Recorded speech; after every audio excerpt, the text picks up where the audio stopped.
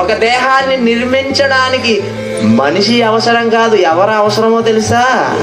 ఈ దేహాన్ని ఎవరు చేశారో తెలుసా? యెషయా గ్రంథము 45వ అధ్యాయము 12వ వచనం, భూమిని కలుగు చేసిన వాడను నేనే, దాని మీద నున్న నరులను నేనే సృజించి తిని. అంటే నరులను సృజించిన వాడెవరు? చెయ్యిని చేసింది ఎవరు? కన్నుని చేసింది ఎవరు? ముక్కుని చేసింది ఎవరు? ఈ దేహాన్ని చేసింది ఎవరు? దేవుడు కాదా? దేవుడు చేసినప్పుడు దేవుణ్ణి ఎందుకు నమ్మటం లేదు? దేహాన్ని చేసినందుకైనా దేవుణ్ణి నమ్మాలా వద్దా? ఏమన్నా ఇక్కడ మీరు అందరూ కూర్చున్నారండి, మీ అందరు వేలుముద్రలు ఒకలా ఉంటాయా? మీ అందరు వేలుముద్రలు ఒకలా ఉన్నాయి అనుకోండి, రేషన్ షాప్ దగ్గర అందరూ వెళ్ళవలసింది, ఒక వేలుముద్ర మొత్తం తీసేసుకుంటాడు కదా. ఈ సరుకులు ఇచ్చేసానండి, ఇదిగో మీ వేలుముద్ర ఎప్పుడో వేసేసారని అంటారు కదా. ఎవరు వేలుముద్రలు, ఒకరి వేలుముద్ర మరొకరు మ్యాచ్ అవ్వడం లేదంటే కారకులు ఎవరంటే ఎవరు సృజించారు?